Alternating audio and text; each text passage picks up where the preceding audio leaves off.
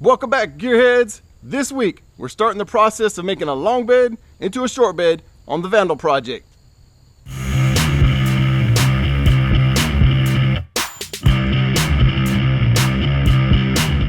In the video I posted last week, I was going over some of the parts I was collecting to do this. I said I'd have the bed off. As you see, the bed's off. Now we're going to go over some of the things that I've got started and the planning stages of what was going on. I didn't record pulling the bed. I figured that was easy enough. I just took a picture, but it's 4 bolts you'll see on the frame, easy to get to. And then make sure you got the gas tank filler cap there off and unplug the tail lights. The bed comes right off. I also went in and removed the drive shaft already. Basically just take the 11mm wrench, get your U-joint loose there, pull your drive shaft out. Then I went around and took measurements, trying to plan how I'm going to do this. There's many ways you can do this, many ways to skin a cat, right? Suggested, a lot of people would say to take the whole rear frame section from a short bed to transfer it over to make this a lot easier. It probably would be easier that way. Let me explain some more. You see right here? It's a factory weld. The way they do it is in 3 sections from the factory. You got a center piece, a front piece, and the rear piece. And they all just slide in to the center piece and then weld it together. All the way around. Same with the front. So the plan I'm going to do, the approach I'm going to take, is I try to take an approach that most people will be able to apply, because not everybody can find a short wheelbase rear half of the frame, or I've also been told you could use an extended cab rear half of the frame. But I'm trying to use what I have here, use what you have. I figure that'll be most applicable to everyone else. It's going to be more work. It'll be probably a more difficult way, but I think it'll be more applicable to more people. And you can basically see already what's going on here with the lines I've got drawn here. Your little paint pen. I'm going to grind out the factory welds. I measured back 14 inches. That's the difference between a long bed and a short bed. Cut back here, 14-inch line. Once we grind off the factory welds here, this frame is slid into that one about 1 inch. I was able to tell on the other side, put my hand in there and feel it. So we'll slide it into the frame here about 1 inch and weld it back in. But it's not just a straight cut. And a lot of people talk about straight cuts and how it's not good. I was figuring that I was going to have to Z-cut this frame like you would on a square body. You know, cut would come down and over for strength. That's not applicable in this situation because just like the factory, they slid it in and welded it. So I won't be doing a Z-cut. But as you see here, I'm not just removing the welds from here. This cross member also comes in and reinforces it. You can't see very well here, but on that side you can. So you have to grind out the welds from this cross member, and it's going to go forward with this. I'll get more on that, you know, as we grind the welds out and start moving it, you'll see what I'm talking about. But that's the basic idea. Cut 14 inches out, bring the frame forward, slide it in. Now, once you do that though, part of the process of why it would be easier to use a different part rear bed frame is because now the bed mounting bolts are not going to line up right. I believe this first one is, but the second one appears to have to move 2.5 inches. I'm going to remeasure again. And then the third bolt on this side is going to have to move forward. And then the fourth bolt. May even have to cut some of the frame off the end here. That's no big deal though. That's the plan so far. I'm going to remeasure today and think some more. Also, what you're supposed to normally do is use a front hanger from a short bed or an extended cab, because you're going to run into clearance issues up here in the front. But I don't have either, so we're going to use what we have, and I'm probably just going to modify this to fit up here. The reason you need a different one is because look at it. If you take that and move it forward, it's going to go further down on the frame and raise the back end of the vehicle up. I don't know exactly how I'm going to modify it yet until I move it forward and see, but I'm probably going to have to section it and get it raised up. I might even raise it up a little bit more to get more of a drop. Another 2 inches, 1 or 2 inches. But also drew lines here for reference points of where they originally were, because this is going to move forward that 14 inches. Of course, the rear one is going to stay in place because the whole frame is going to go forward. But we got reference line here, cut line. I'll probably put another line next to it in case this one disappears, so I got a reference line next to it. Grind lines all the way around. reference lines. This is where I started measuring from also. So I got a measuring line here, measure to this line, measurements written down.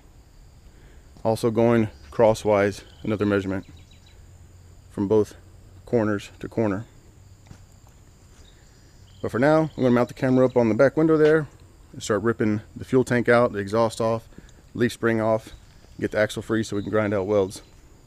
My buddy Christian came by today to help me grind out all these welds and these rivets. Say hi, Christian. Hello, YouTube. Christian here is an upcoming gearhead. He's 19 years old, got a 1960 Apache at home that he's been working on. He's already bagged the rear, he's dropping the front, and getting ready to make it a daily driver here pretty soon.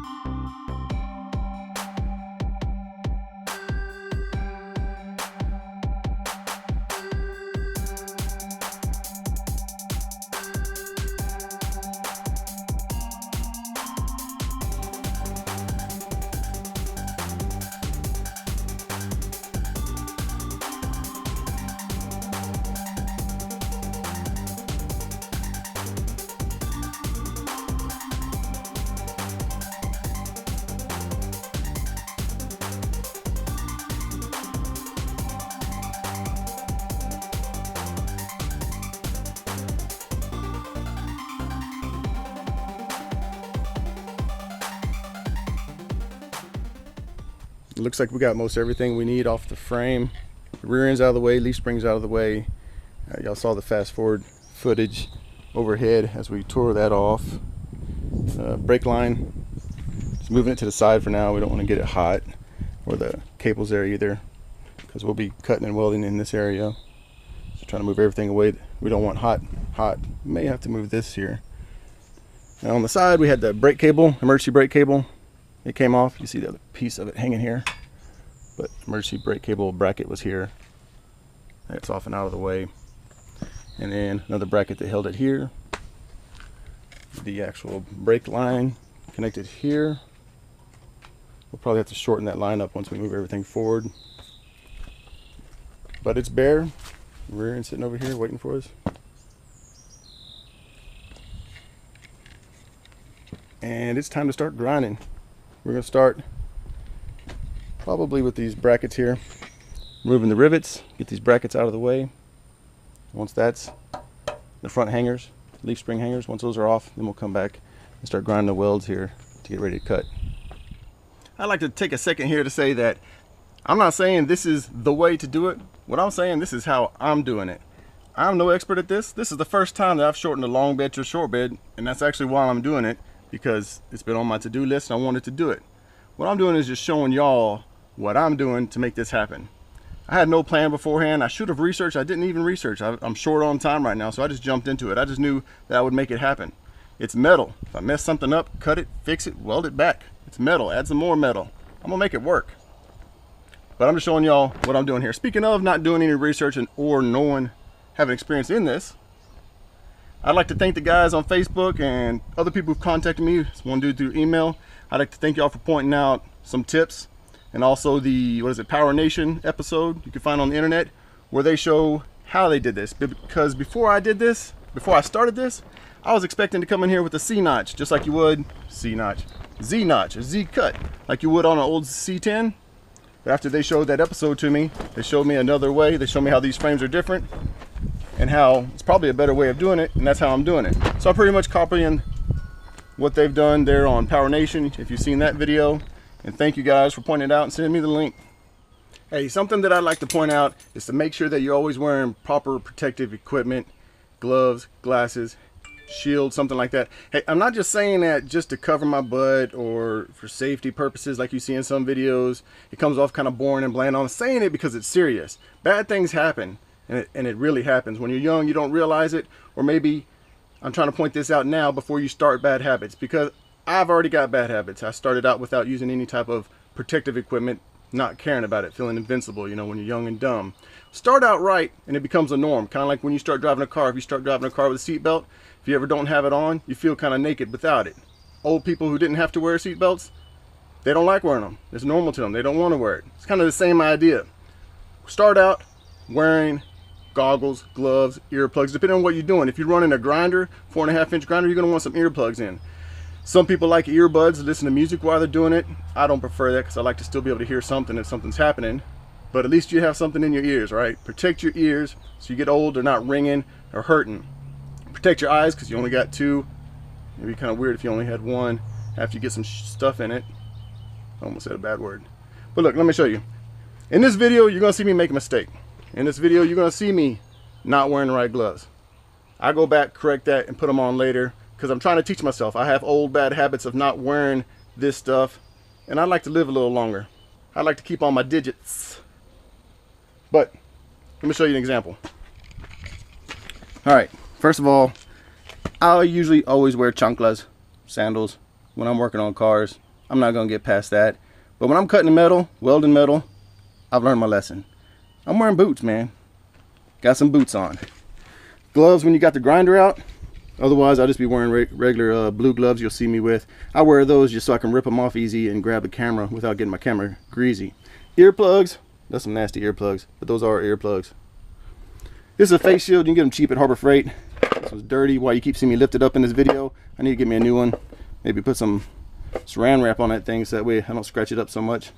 And then goggles. I use these a lot.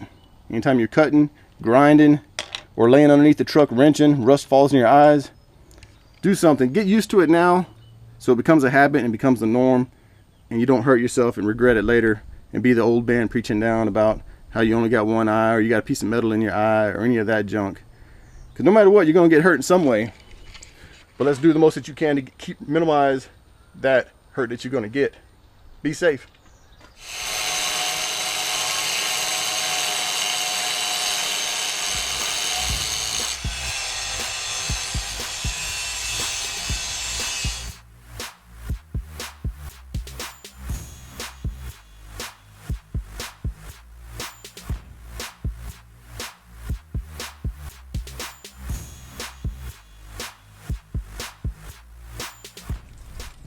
Here you can see what's going on, how we're removing these rivets.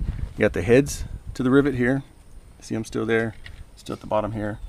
But above it, he's already ground those flat. So what we're doing is grinding the head off of them to be flush with the metal there. You grind down as far as you can. You try not to take material off of the bracket as much as you can, but sometimes you hit it, you're going to take some. So you just remove the head of the rivet. It's still going to look like that on the other side of the bracket here. And then once you get the head off, you just knock it through using a punch and a big hammer and knocking it out the other side.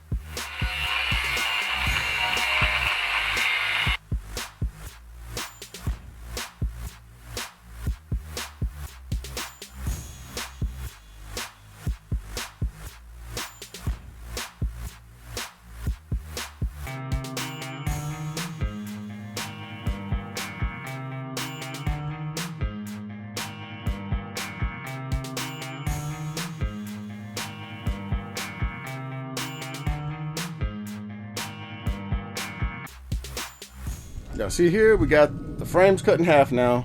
We did skip pulling that hanger for now because we wanted to have fun and cut this thing in half. I'll get that hanger here later. This is day 2. That hanger was already off. Showed that. And the other half of the frame is here. Now what I want to show y'all and focus in on, because I hadn't seen detailed on this, and they probably don't show detail because it looks like butchery. It looks nasty. So this section of the frame is where we just cut it from over there. It needs to come off, but you don't want to just cut it straight here because we want to retain this cross member. See the back of it? This cross member comes in, welds on to the rear section of the frame, and it also welded on to the front section, or excuse me, the cab section of the frame. But we got to get that out of there and separate it. So I showed before, there was welds here, welds down there. There's some sticky welds and everything's kind of stuck in there. And we don't want to cut up the pieces that we're going to keep. So what you got to do is dissect it, aka butcher it. This is the butcher that most people don't want to show because it looks like butcher. It is butcher in it. That's what you got to do when you're removing the metal. Do whatever it takes to get that section off of there and try not to damage the pieces that you're keeping. So that's what we've done. Instead of just grinding out the welds, we found it easier. Actually, it's Christian's idea. We took the cut-off wheel and just cut into the piece of metal that we don't need. Then you can come back and get the other piece later. As you see, it's separating here, but not here. We can grind that out later, cut it off here and grind it out later. I'll show you on the other side in a minute where we've already done it. First, I want to show you the butch job. All right, this piece of pipe, you know, ideally, we would think we'd want to maintain that and keep it into the frame when we move it forward. But that'd be a lot of work, just a little pipe. And what I noticed on the Power Nation show, when they did theirs, they did not keep this. They wound up doing the same thing, cutting a square around it and then cutting the pipe off. I'll show you on the other side here in a second. This right here is showing you we cut the welds at first, but just doing anything it takes to get it off. Piece starting to come out there, it's probably welded still right here. Need to cut that out, finish this one off. Same thing on the bottom. Better than a grinder, the cutoff wheel seemed to work better for us. Just cut straight through the weld. Of course, you don't want to cut right on the weld, maybe a little bit behind the weld, and help things to come apart. That is the hack job of separating that frame. And once you get it done, it looks something like this one. I just got finished cleaning this one up. So I went in there, you know, cut the welds to be able to separate those pieces. And this is what you have left. The rear section of the frame here with that cross member and its bracket welded onto it still. See the gap there? There'll be a gap on the bottom. That's where it slides into that frame. As you see, it slides in about 1 inch.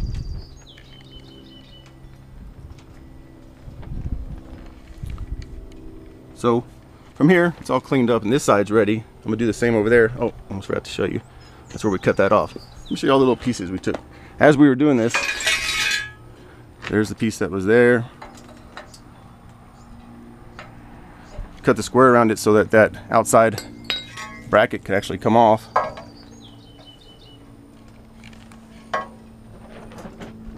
So then it could come off. Once it was off, just saws all that piece off.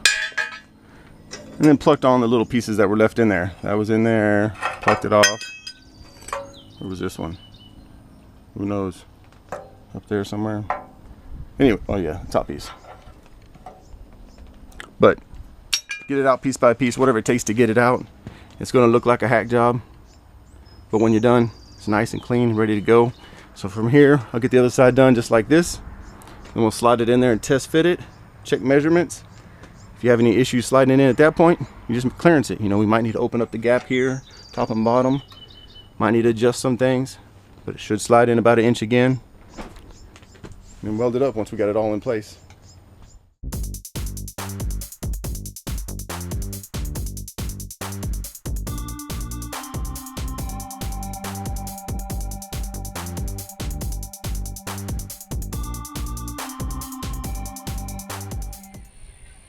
Yesterday I showed on the passenger side Christian. He was grinding off the heads of the rivets and knocking them out with a punch. People on Facebook were posting an idea that I hadn't tried before. I've heard of people using an air chisel to chisel off the head of the rivet and then knock them out, but my air chisel is weak. I need to get a better air chisel. I didn't realize some of them were trying to tell me to use, no, just use a regular chisel. Use a regular chisel and a hammer. I said cut an X pattern into the head of the rivet, and then you get your chisel behind it and knock them out with a hammer. You'll knock the head off with a hammer and then push the rivet out. So I'm trying that on this side, and it seems to be working pretty well. I guess I could probably say that it is faster. Don't know for sure yet till I finish all these, but it does work well. Probably is faster. But that's how we're doing this side. We've almost got this side done. The other side's done. The rear of the frame is ready. Let me get back to finishing this.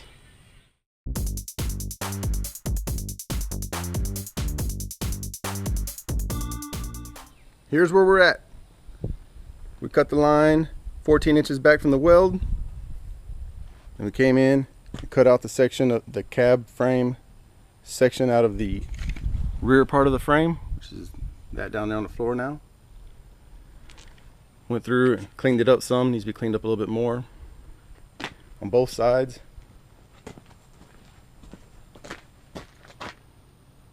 You can see where the cab part of the frame is going to slide in underneath there. And it'll weld up around here. Same with this side. We cleaned it off some, getting ready for the welds. Need to clean it up some more. More than likely these will move, but I'm not going to move them yet. I'm going to wait till we test fit the bed to make sure where they need to move to. Went off these measurements, guesstimating that this one's correct, but I want to put the bed on to make sure this is correct first before I start moving any mounts. Actually, these two on this, I'll call these 1, 2, you got 3 and 4 rows back. These are the only ones that would have to actually move. Back here in the back, you just have to drill holes because they're in the frame. But it looks like they have to go forward about 2.5 inches or so. So everything's ready to fit back together and start test fitting, mocking up, getting ready to weld together. All right, gearheads, that's it for this week's episode of long bed to short bed conversion on the Vandal project. Last week was part 1, gathering the parts to do this. This week we got the bed off, cut the frame, cleaned it up, getting ready to go back together. Next week we're going to put these back together, weld them up, and see where we go from there. Y'all have a great weekend, be productive, and keep on wrenching.